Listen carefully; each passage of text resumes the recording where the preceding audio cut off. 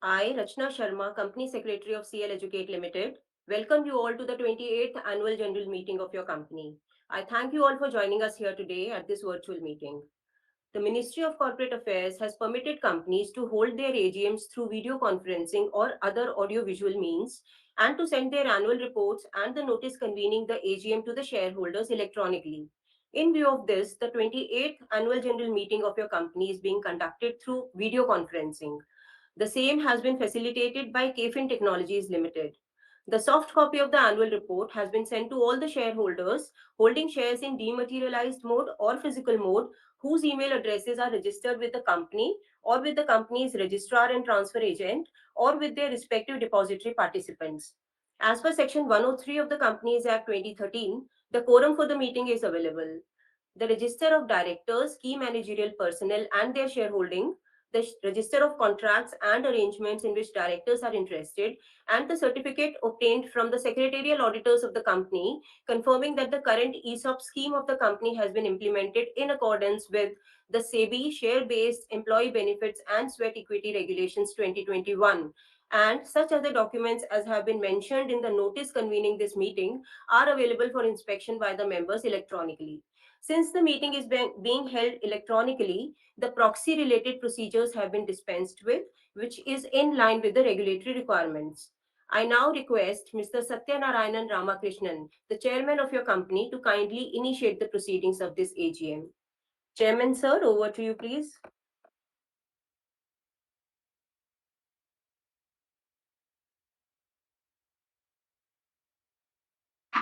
Thank you, Rachna. I hope I'm audible.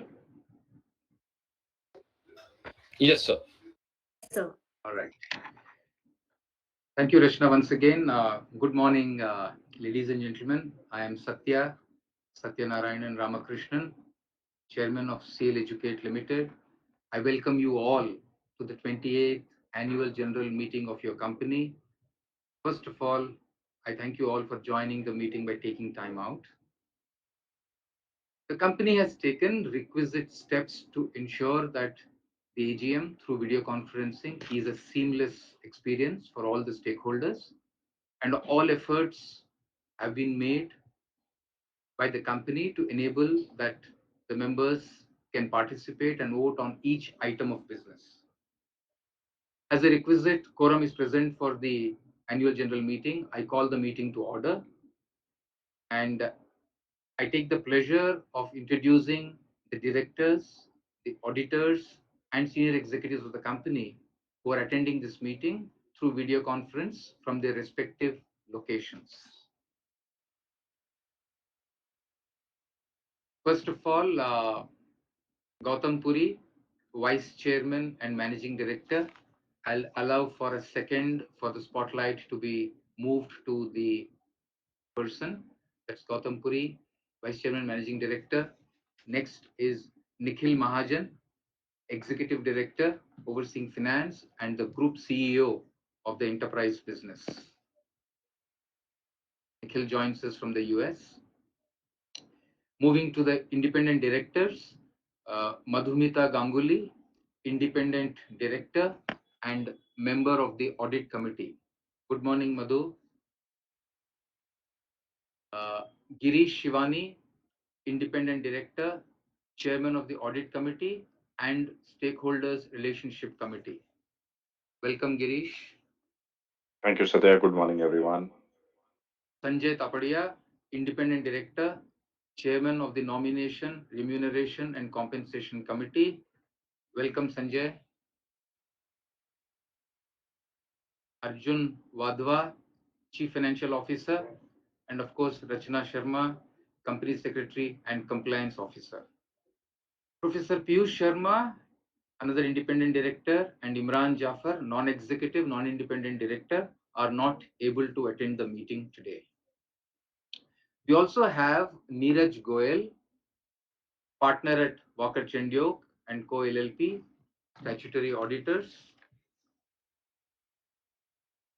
Sachin Sharma, designated partner, Sharma and Trivedi LLP, the secretarial auditors.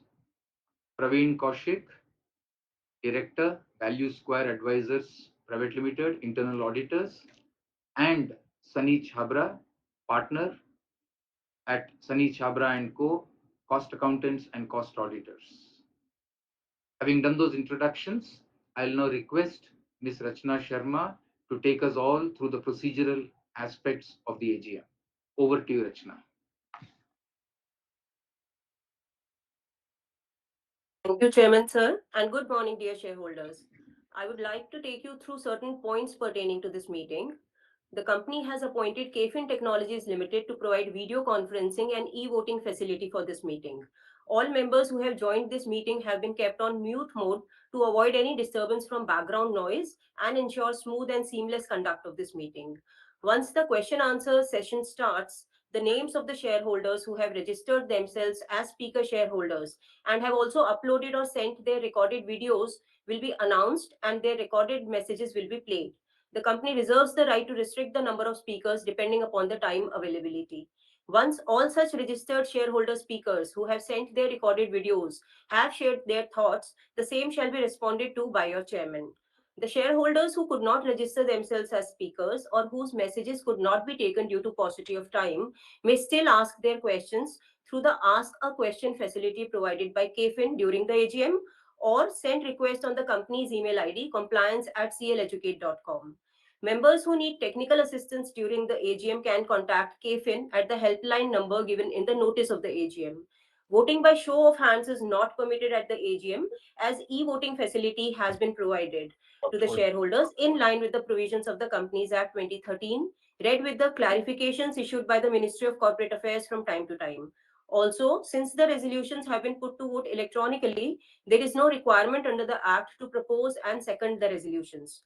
In accordance with the provisions of the Companies Act 2013 and SEBI LODR regulations, your company had provided remote e-voting facility to the shareholders.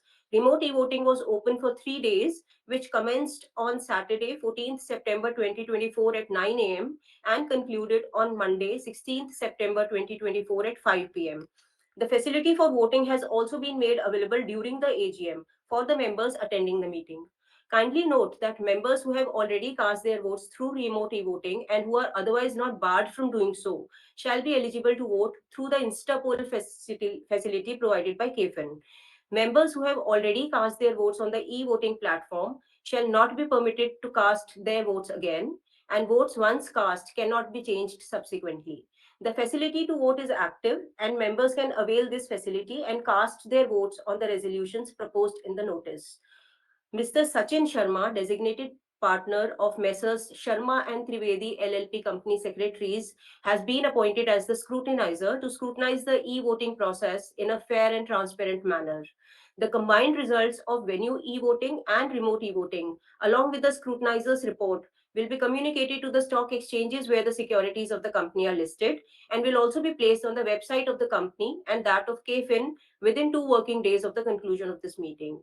Thank you. Now, I'll request your respected chairman, sir, to kindly address the shareholders.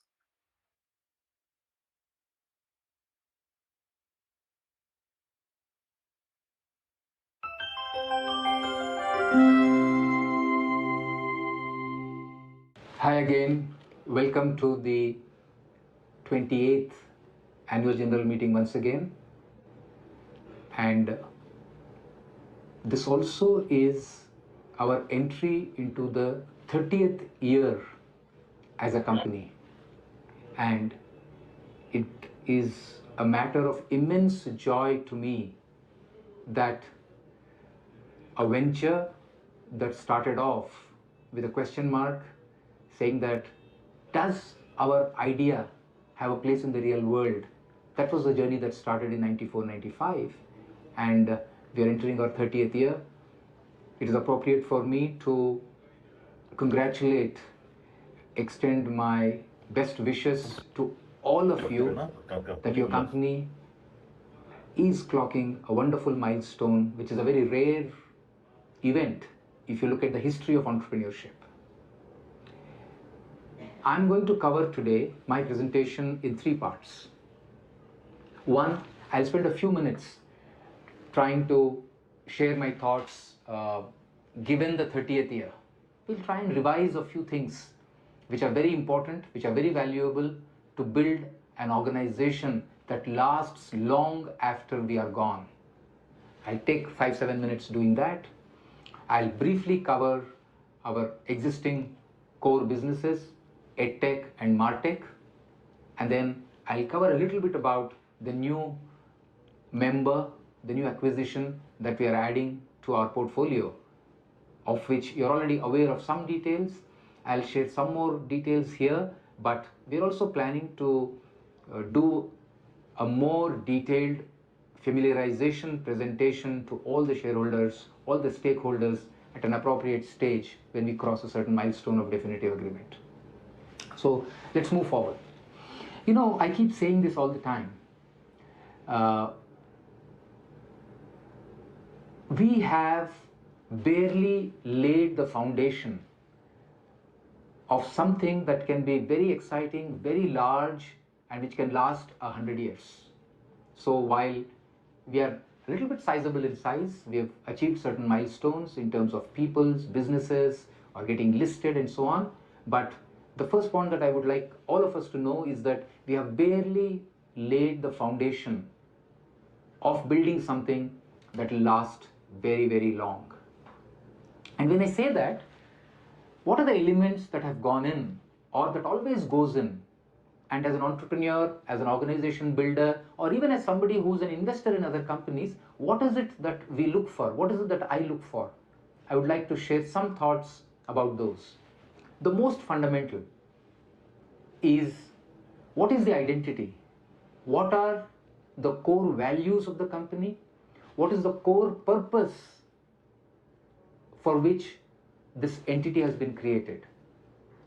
These two, in some sense, talk about who am I, what excites me as a member of Career Launcher, and if your excitement as a stakeholder aligns with our excitement, it kind of makes for a very positive resonance. So the core purpose for CL comes from enabling dreams coming true for all the students, all the career seekers. And number two are our Ruhi values: risk-taking, openness, ownership, honesty, and innovation.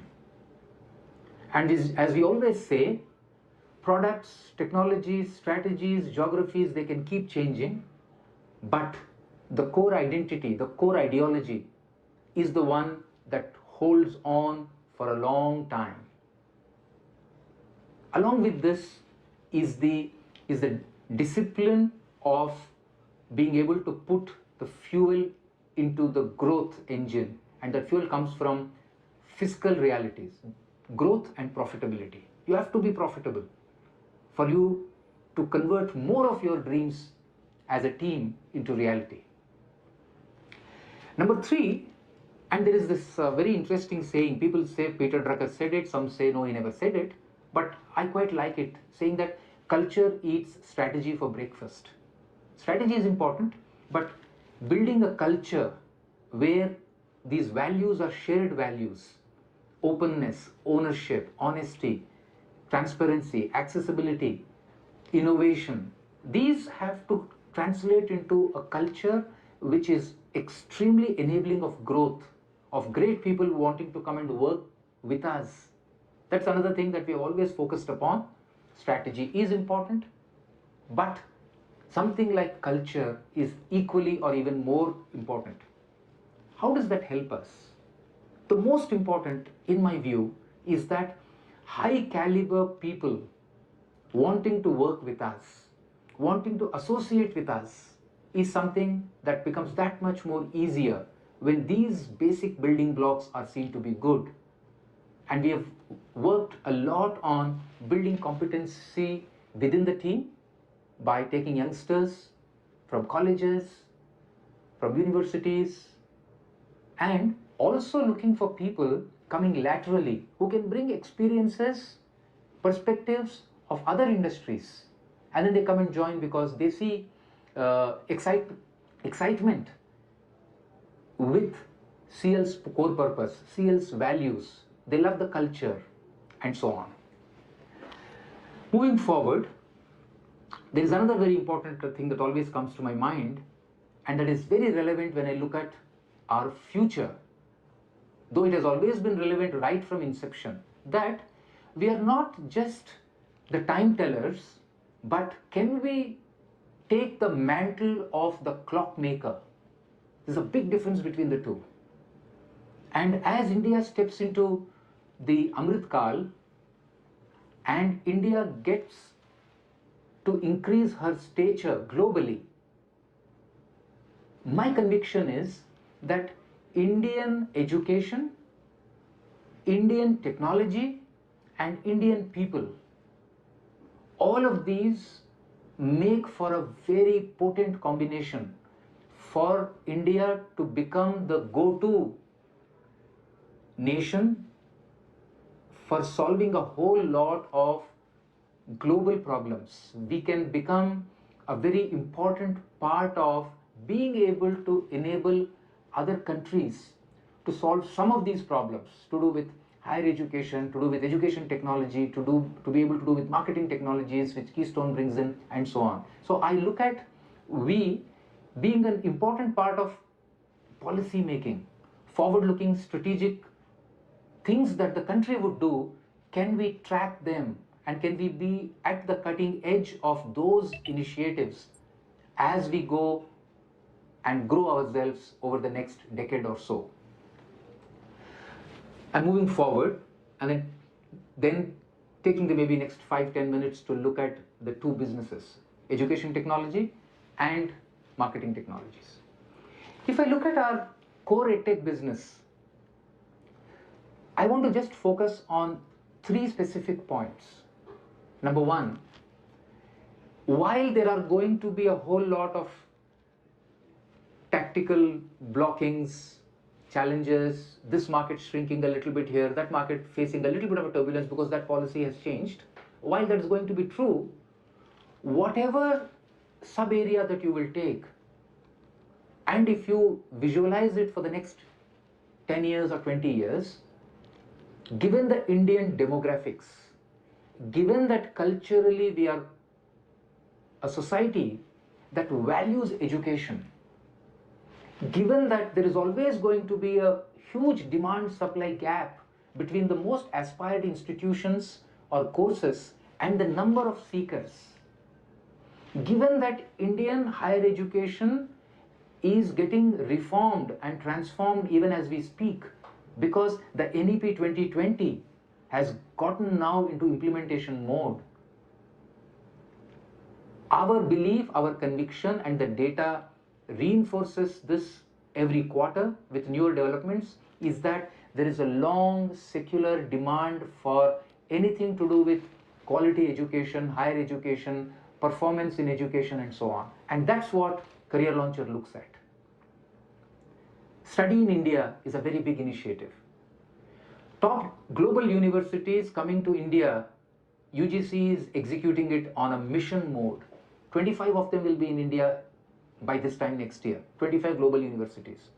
All of them, not just in India, but even for their home campuses, looking to co-opt a CAT or a CUET or a JEE or a NEET for their intake is not a statement of the future. It already is happening.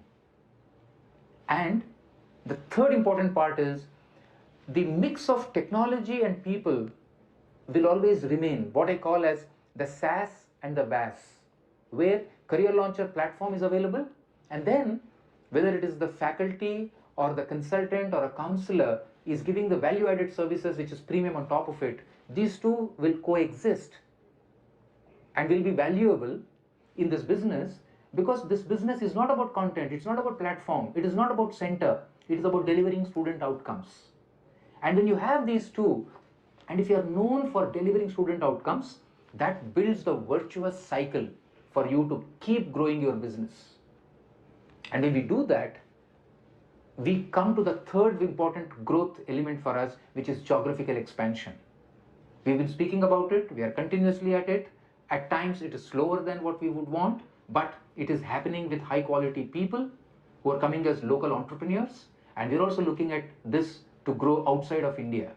For instance, now we also have centers in Dhaka, in Kathmandu, in Colombo, in Nairobi. We are increasing our presence in the Middle East. So these are the engines or levers based on which we continue to be optimistic and convinced about growth as far as our EdTech test preparation segment is concerned. Around these, as you know, our publishing is a very good supportive business which comes in the form of GKP. Our platform monetization in the form of CL Media is going to grow even more in strength as it works with over 250 universities, and will begin to add more as we add geographical distribution and products as we move forward.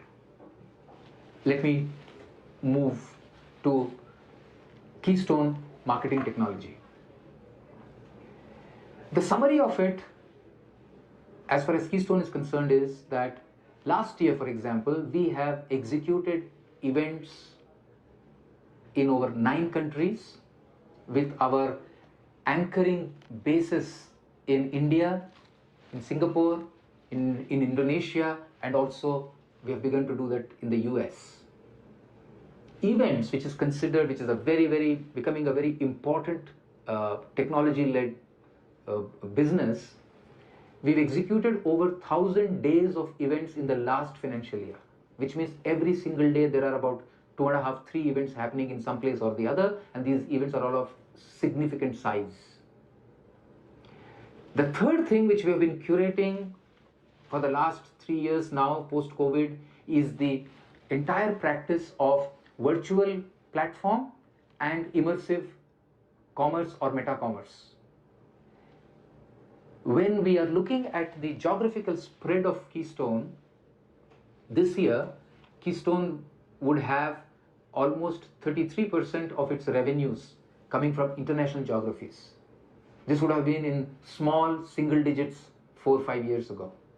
So the growth of Keystone is going to come from going more and more technology leveraged, digital, which is scalable, and to take it to the markets where, one, the purchasing power or the ability to pay is higher, leading us to our margin expansion as we grow from where we are to a 2x over the next 3 to 4 years. That brings me to the third and the new member in the family, which is the digital examinations or assessments as a business. This is a very exciting investment for us. This is the largest investment that we have undertaken in the history of CL, and I'll just quickly take you through some basic building blocks of this business. In India, assessments is estimated to be approximately a 7,000 crore business, which is growing at about 12% at an overall level, and that makes it to grow to about 13,000 crores by 2028.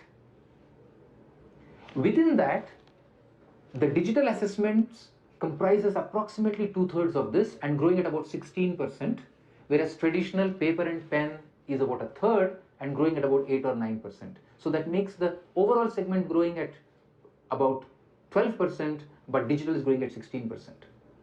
Our practice, NSE-IT's digital examination practice, is approximately 200 crores last year. The sub-elements or the sub-segments of this are recruitment and promotions, vocational training segment, professional certifications, entrance examinations, and so on. So we will do a separate session, as I mentioned to you, once we cross the important milestones of the transition and take you through more details of it. But what I would like to emphasize here in our today's conversation is that this particular business that Dex is doing, it is active or it is an expert in 4 out of the 5 areas of assessments, which is, as you look at it on the screen, number 1 is application processing. Number 2 is test management and delivery. Third is candidate verification and proctoring of it. And the last is results processing. When that comes and joins the CL family, we will add a very important first stage, which is content development or test development, because that is a very important strength of Career Launcher. So what we see happening as a result of this coming together, or this asset coming into our stable, is that we get into a market opportunity that is large, growing very healthily, which has got a very strong business moat, because this is a technology-led and distribution-led business, and which can leverage the CL strengths.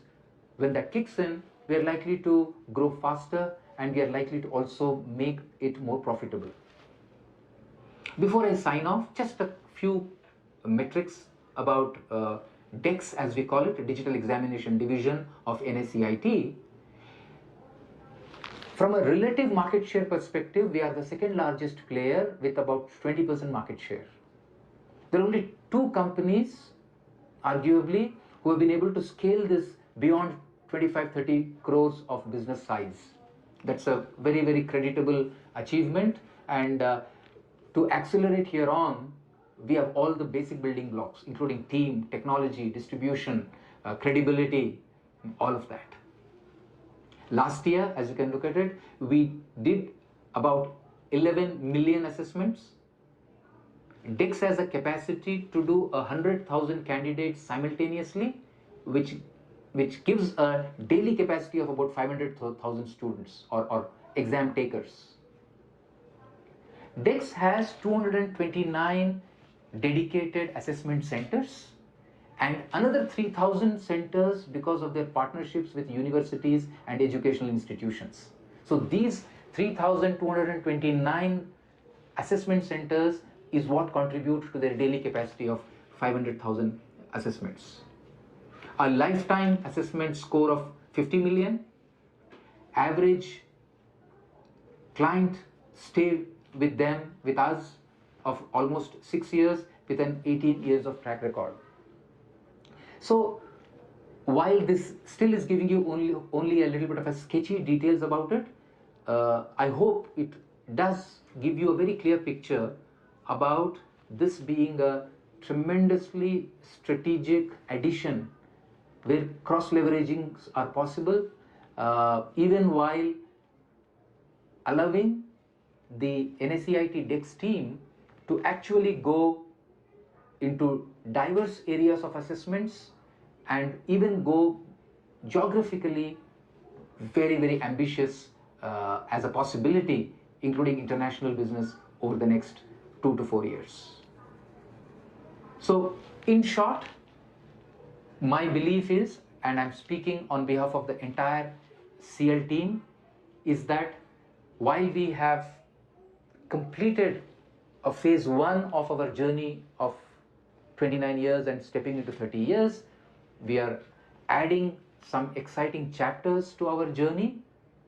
And in our heads, as I always keep saying, that entrepreneurship is a marathon of short, unrelenting sprints with a few moments for you in between to gather your breath. Please continue to stay with us. Please continue to support this journey.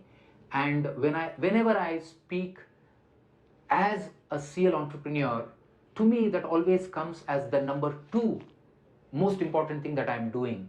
In our heads, the number 1 most important thing that we're doing is actually to the whole process of nation building, the whole process of enabling every family to realize their life dreams, and life dreams are built upon the successes of children and youth, and in whatever direction they wish to go.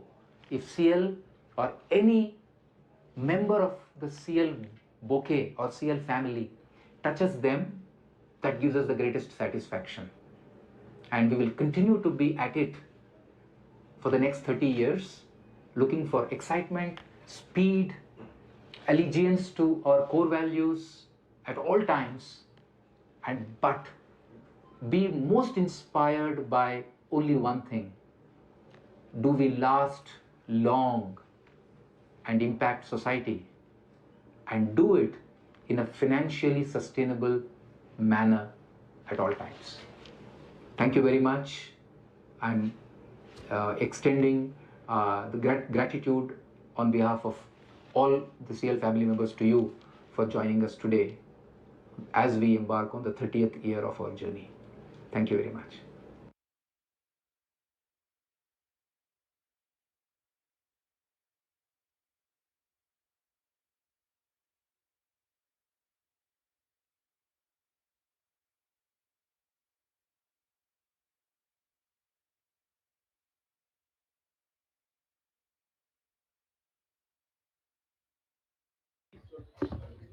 Chairman, sir, you are currently placed on mute. May I request you to just unmute before you speak? Thank you.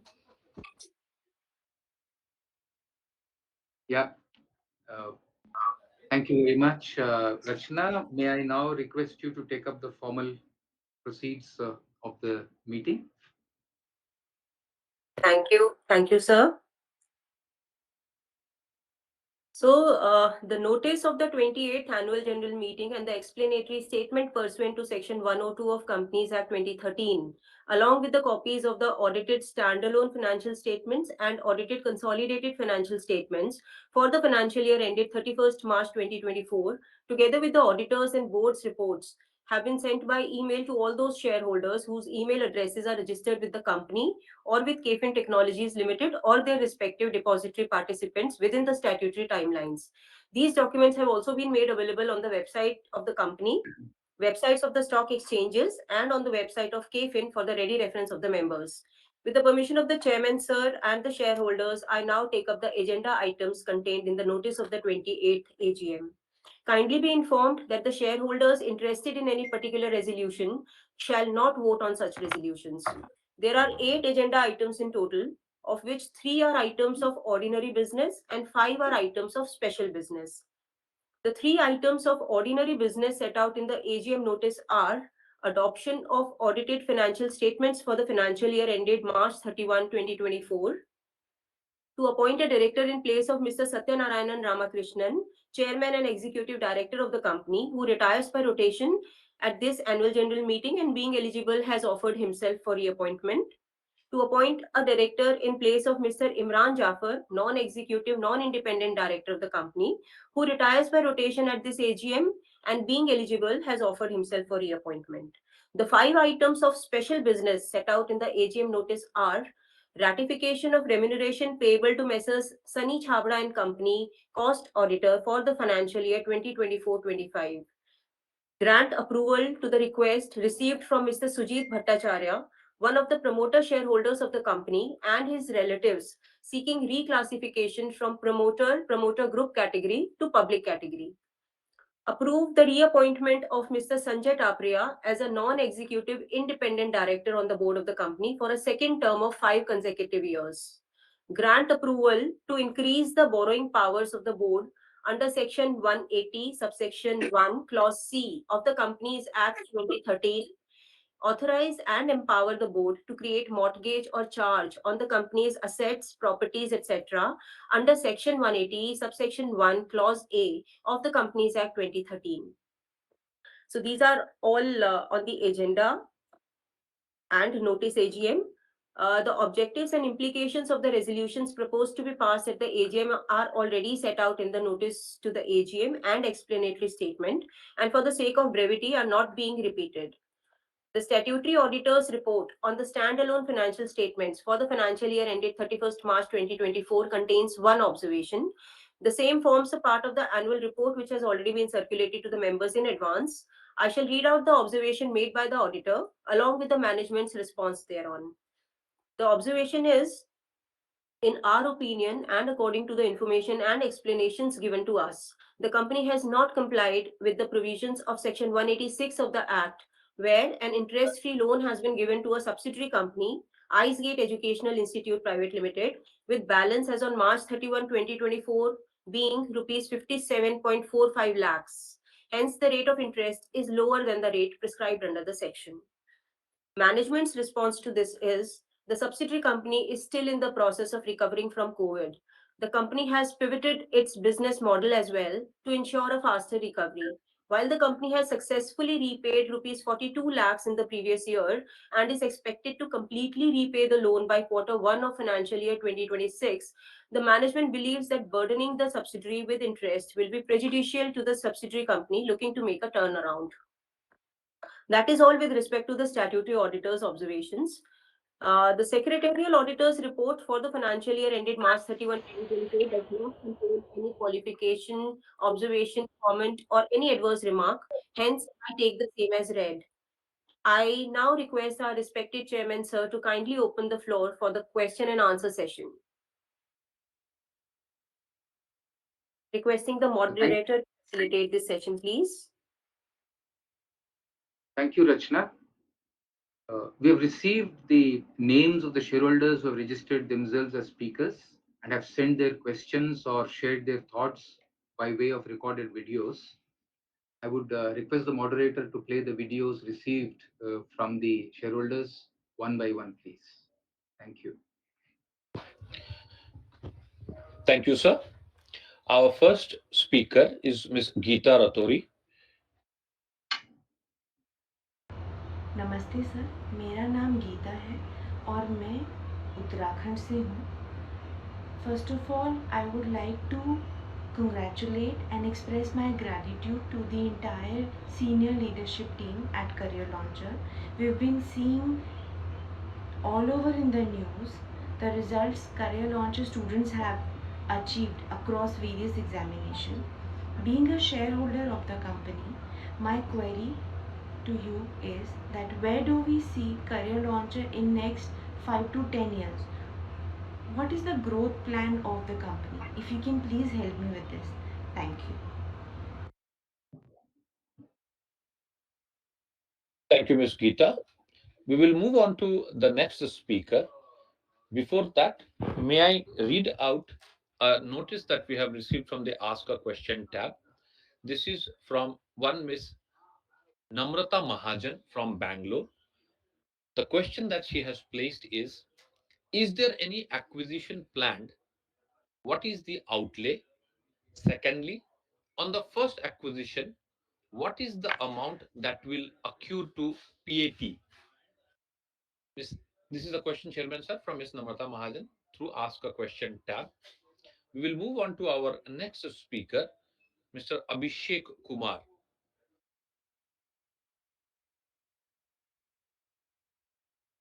Hello, sir. I am Abhishek from Hazaribagh, Jharkhand. I have been investing in CL Educate share for the past 3 to 4 years, and I want to hold this for long-term better return. I want to know from your side, are there any expansion plan of company into new market or product line? Could you please share me the company plan for the next 5 years? This would assist me in my planning. Thank you, sir. Thank you, Mr. Abhishek. We will move on to our next speaker, Mr. Bhavan Singh Rawat. Mr. Bhavan Singh Rawat, we will be. नमस्कार chairman साहब, मैं मैं भगवान सिंह रावत अल्मोड़ा उत्तराखंड का रहने वाला हूं. मैं सीएल एजुकेट का एक शेयर होल्डर हूं. चेयरमैन साहब, मैं ये जानना चाहता हूं कि 2023-24 में कंपनी ने क्या क्या अचीवमेंट किए. धन्यवाद.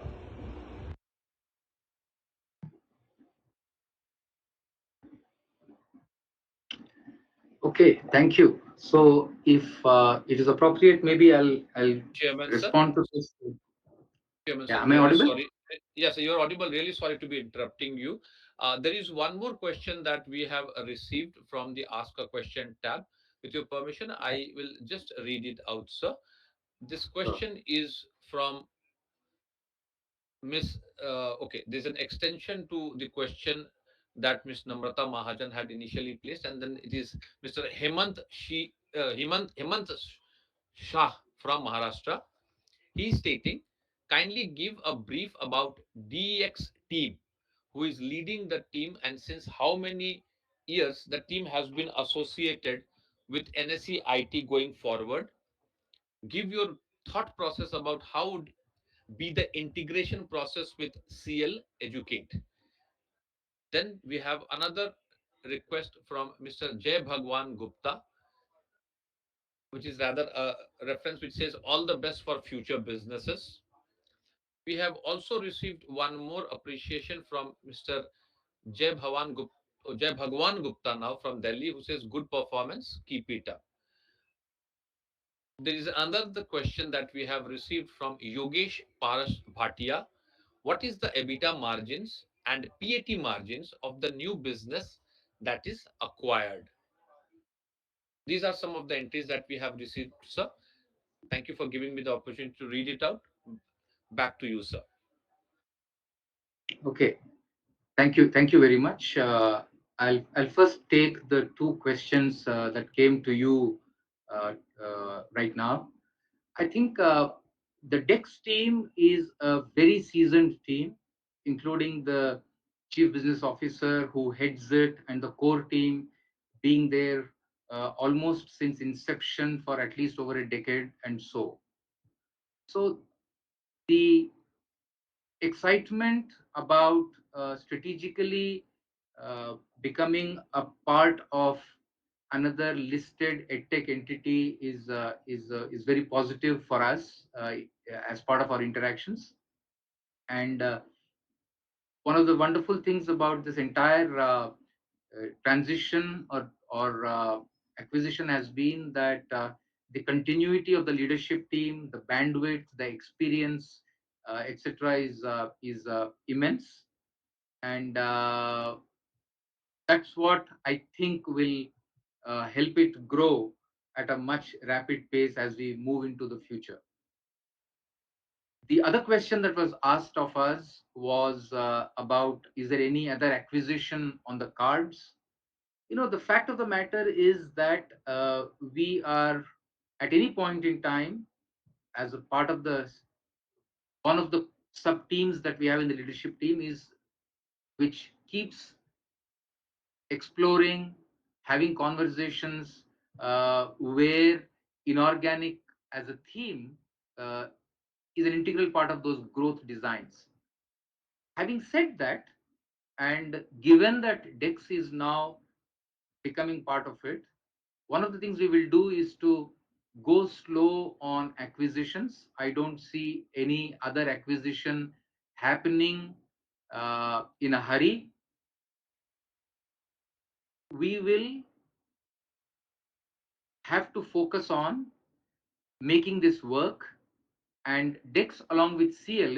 In the same context, let me take the other question which came from, I think, the first video of a lady called Geeta, which says what are the plans, what are the growth plans, etc.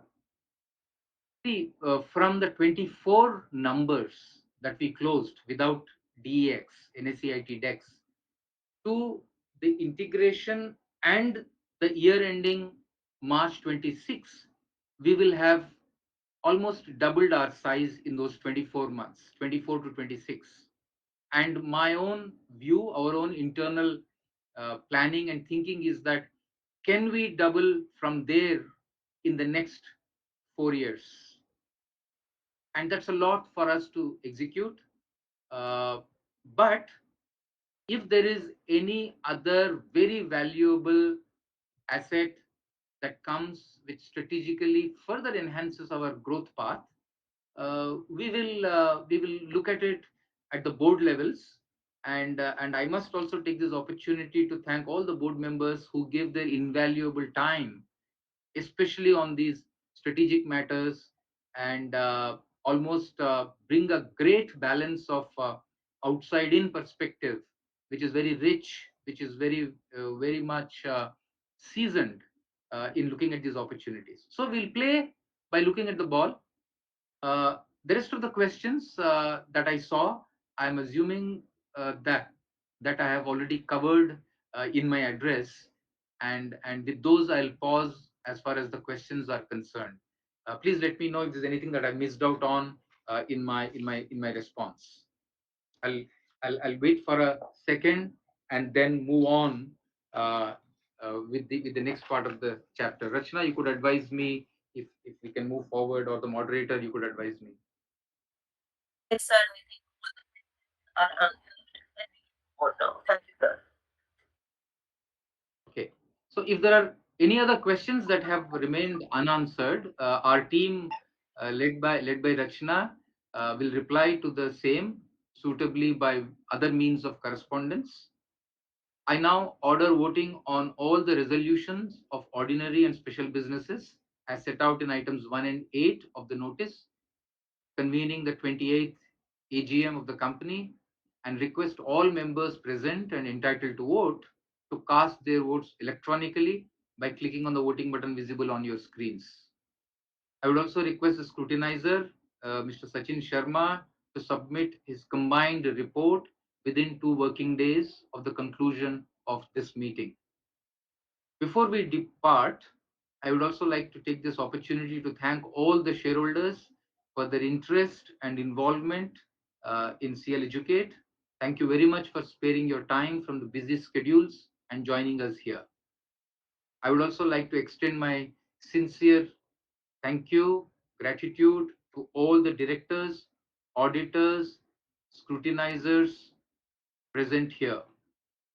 The 28th AGM of CL Educate Limited is hereby declared as concluded. Thank you very much.